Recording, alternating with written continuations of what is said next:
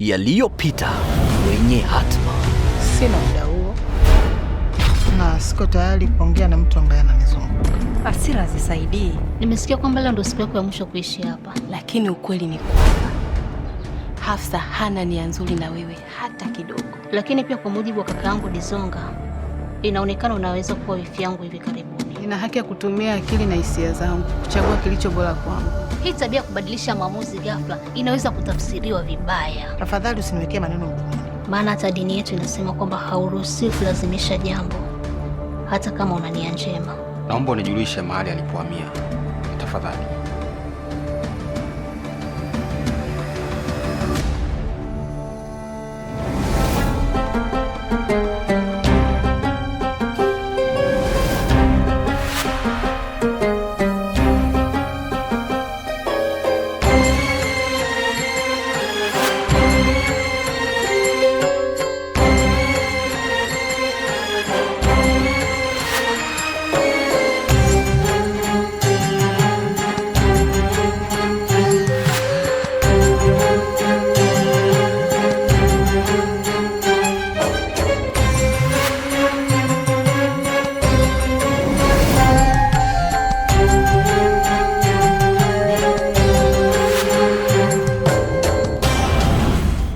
Kila chaguo lina gharama.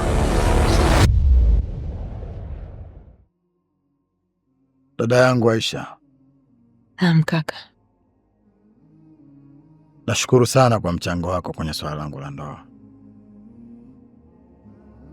Kiukweli nathamini sana mchango wako. Na asante kwa busara zako. Sadara, kuwa makini sana. Usije ukatumia dini kama kisingizio cha kutimiza matamanio yako. Kuoa wanawake wawili sio fahari, bali ni majukumu makubwa ambayo yanahitaji uijue dini vizuri sana na uwe mkakamavu. Nakuelewa. Lakini pia shemeji yangu ni rafiki wa Roja. Na nimemweleza Roja kwamba aache kabisa mazoea na mke wangu, ili kama ataendelea asije kuja kunilaumu kwa kitakachomkuta. Kaka yangu kipenzi, wanawake siku zote ni wanawake tu. Usihadaike na hii amani ya muda mfupi. Majukumu uliyoamua kujibebesha ni makubwa. Hivyo basi, ya kupasa uwe na moyo thabiti wa kuyabeba.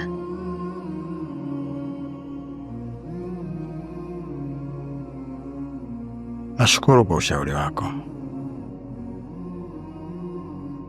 Nami nikuahidi kwamba nitaufanyia kazi na nitajitahidi kuhakikisha hakuna tatizo lolote litakalotokea. Vizuri. Vizuri sana. Na mimi nitajitahidi kuongea na shemeji yako ili anisaidie kuongea na rafiki yake, ili tuepushe hizi fitna kabla hazijatokea. Inshallah. Inshallah. Na asante sana. Karibu. Asante.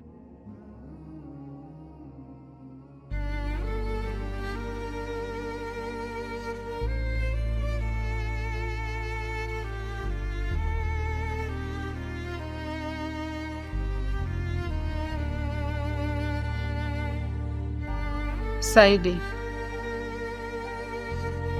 najua nimekukosea sana, lakini sikuwa na nia ya kukuumiza. Naomba unisamehe. Kama haikuwa dhamira yako, mbona maumivu yako ni halisi? Nilijua tunaelekea kwenye ndoa. Nilijua tupo kwenye safari ya kujenga maisha yetu, mimi na wewe Asha. Nilijua hivyo. Lakini hafla bin Vu umebadili mawazo yako.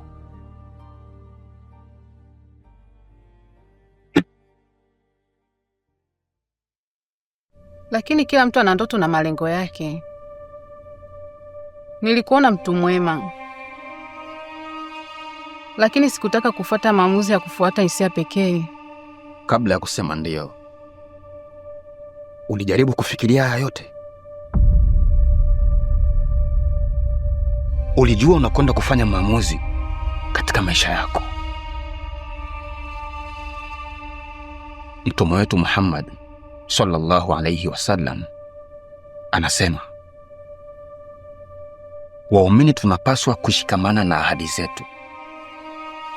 Si kwamba sikujali, nilikuwa na hisia na wewe, lakini nikashawishika.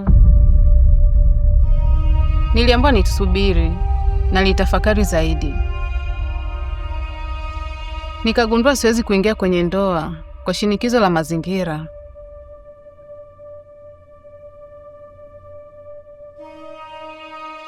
Ninajua kwa mwanamke ana haki ya kufanya maamuzi. Ninajua.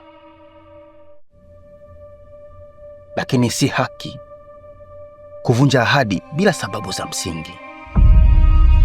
Na ulinifanya niamini wa mimi na wewe tunaelekea katika maisha mapya. Ndugu zangu, rafiki zangu wanajua kwa mimi Said ninakwenda kuoa na nilikuamini. Sasa sijui unalichukuliaje hilo? Saidi, hata mimi nilishaambia watu wangu. Lakini mwisho wa siku si maneno ya watu wanaounda maisha yetu. Ni maamuzi yetu sisi wenyewe.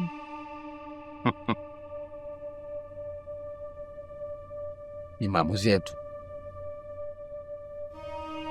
Sawa, ni maisha yetu wenyewe.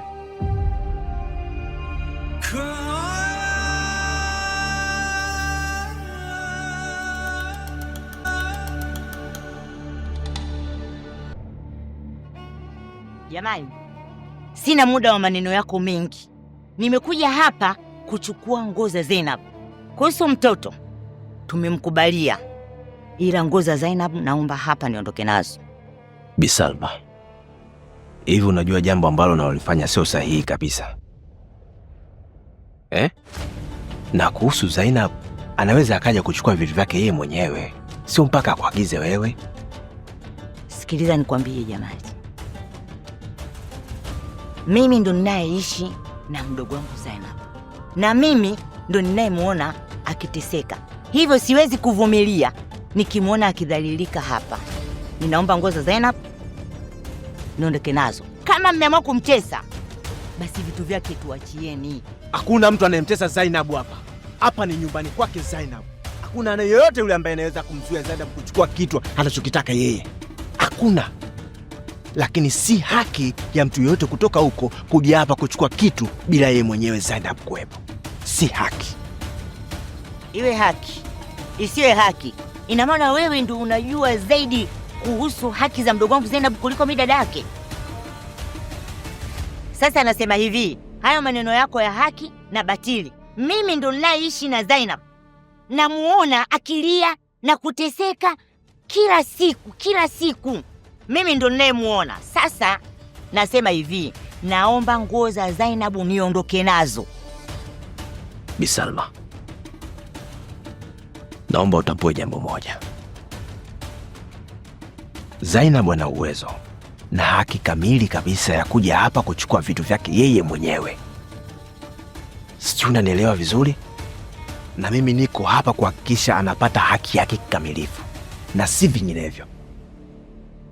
Lakini siwezi kuruhusu wewe utoke huko kuja hapa kufanya vile ambavyo unataka. Bas! Kama ndio hivyo basi, mimi naondoka. Lakini ukae ukijua ili alijaishia hapa. Na nataka utambue, mimi ndo Salma, dadake na Zainab. Utanijua mimi nani.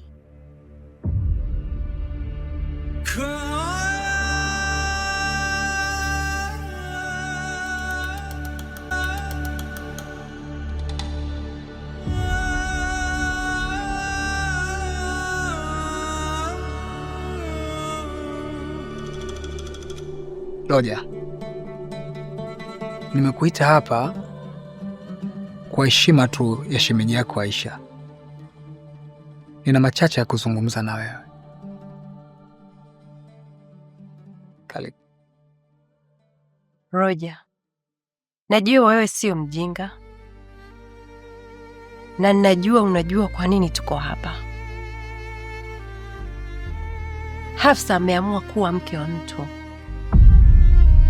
Hivyo basi, na kuomba uache kumfuatilia na uache kwenda kwake.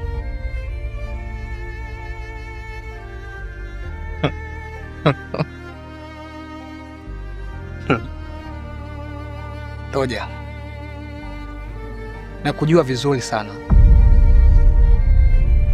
Wewe una wanawake wengi sana zaidi ya Hafsa,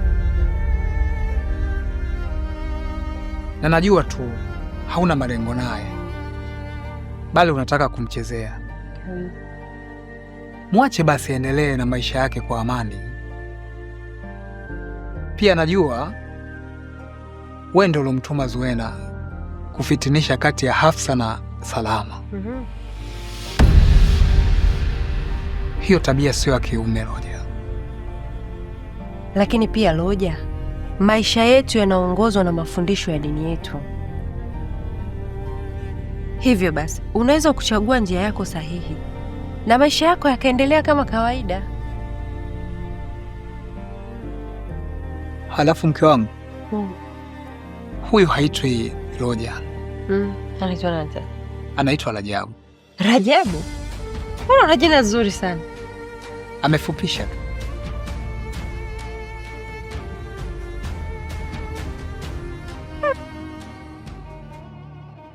Rajabu ndugu yangu, hebu jaribu kubadilika na ufuate misingi ya dini. Kabisa.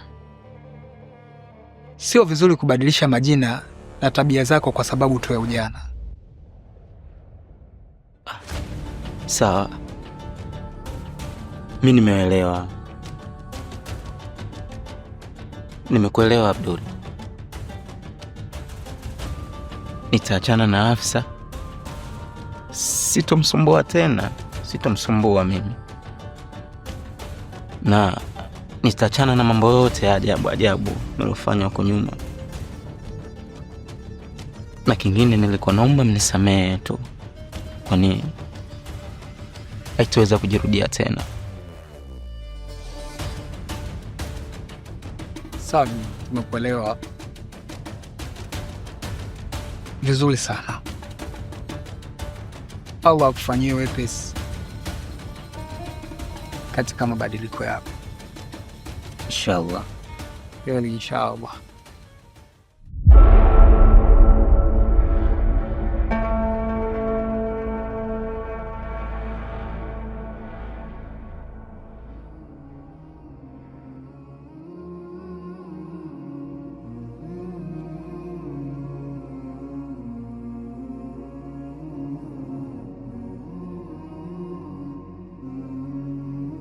Kwema. Kwema. Mume wangu kaka Dizonga anakuja kunifuata. Leo tuna kikao cha familia. Kikao cha familia? Kwema?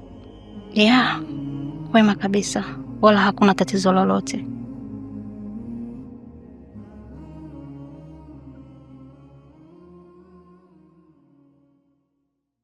Samahani mume wangu. Dada Zainabu bado hapatikani? Ndiyo hawa. Mpaka sasa hivi Zainabu hapatikani kwenye simu.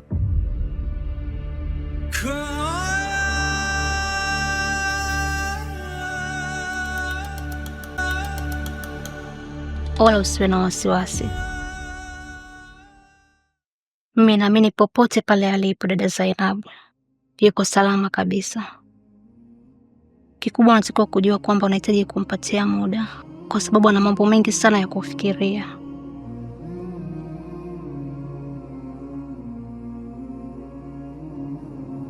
Ni swala la muda tu.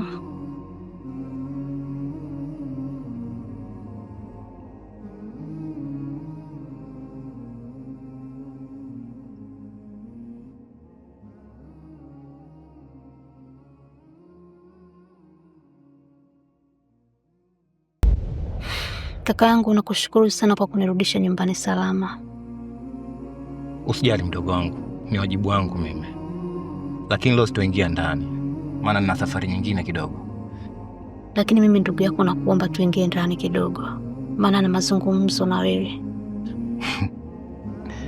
Yaani hawa wewe ubadilikaji, sijui kwa nini. Toka utotoni uko hivyo hivyo. Kwa umenizungusha muda wote huo. Mpaka mwisho wa safari ndo unaniambia una mazungumzo na mimi.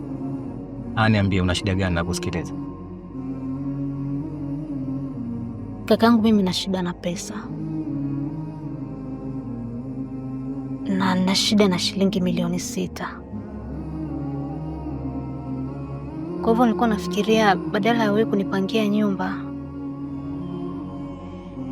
hizo pesa ungenipatia ili niweze kutatua matatizo yangu. Hawa milioni 6? Ndiyo kaka, milioni 6 ndo chanzo cha matatizo yote ya unayoyaona mpaka mimi kufikia hapa nilipo sasa hivi. Karimu anadaiwa kiasi hicho.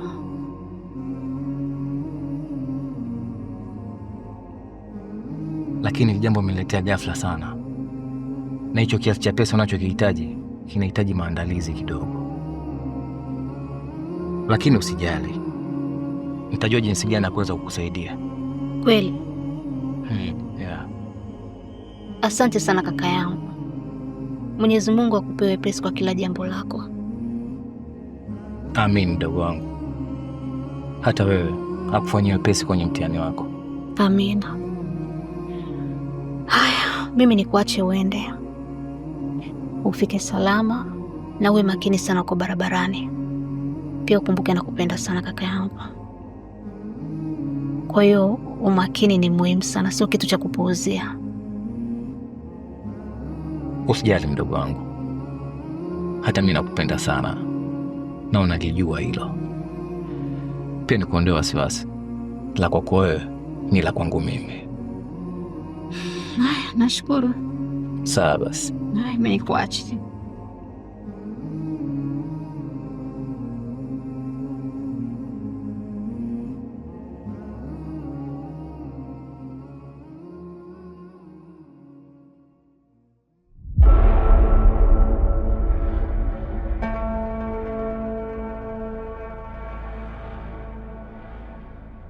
Hebu naomba unisaidie kitu kimoja.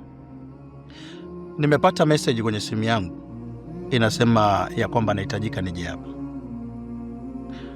Nimefika hapa na mtu aliyenitumia hiyo message ni Karimu. Sasa nashindwa kuelewa Karimu mwenyewe yuko wapi. Ni kweli Karimu ndiye ambaye alikuita hapa, lakini kwa bahati mbaya ameweza kupata dharura, na hata hivyo alichokuitia kinaweza kikaendelea. Yaani inamaanisha kwamba ameniachia pesa kwa ajili ya nikulipe. Wow, now we are speaking the same language. So, where is my money? Because I don't have any time to waste. Please, give it to me. Sawa Bunde. Pesa zako zitakufikia muda huu. Lakini kabla sijakupa, kuna jambo kidogo nilitamani tuzungumze kama binadamu, lakini pia wanaume sisi.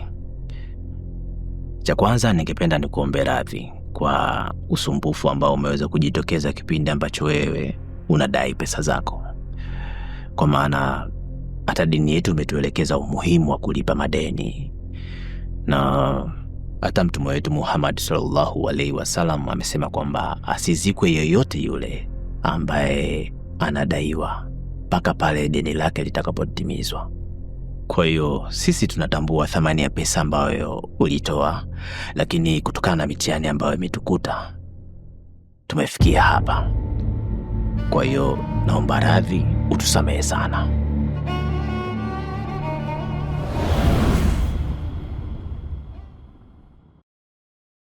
Nashukuru sana kwa jitihada zako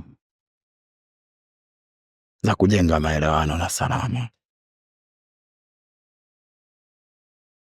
Kiukweli inanipa imani kwa umeamua kubadilika.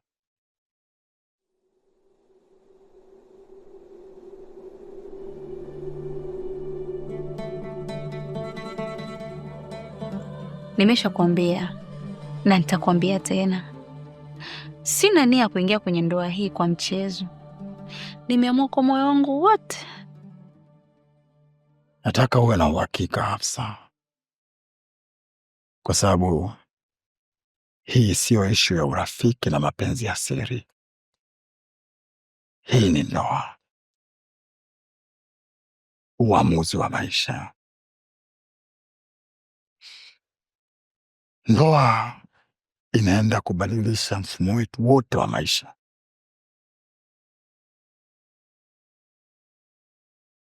Inaenda kubadilisha maisha yako, namna utakavyoishi.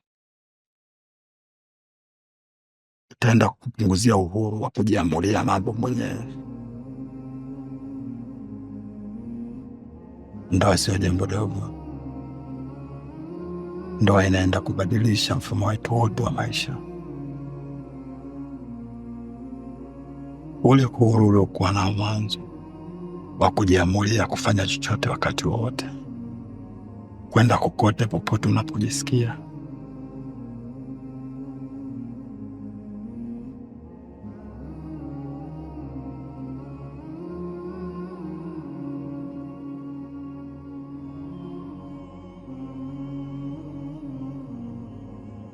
Lakini pia mimi Sadala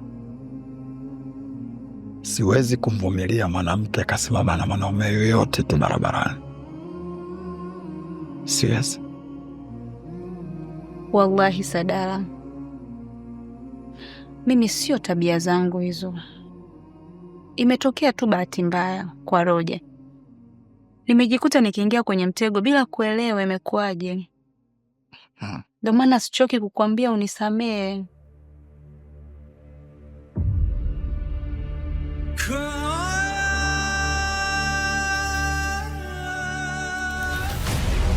Yajayo kwenye Hatma.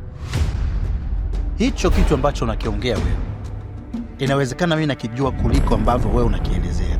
Asila zako zinaweza zikakufanya ufanye maamuzi ambayo sio sahihi. Kwanza, mimi siwezi kuzungumza na mke wangu kupitia mtu mwingine. Naomba usinihubirie mambo ambayo mimi sihitaji kuyasikia. Karim, umefikia hadi kunipa aya? Unafikiri nitaacha kumlinda mdogo wangu? Hakuna ndoa bila maridhiano. Wewe unaona ni sawa kufanya hivi? Lakini pili, wewe huna suluhu yoyote utakayoweza kuleta ndani ya ndoa yangu ikiwa kutwa kucha wewe ndo mtu ambaye unanivunjia heshima kwa mke wangu. Free Audio Post Production.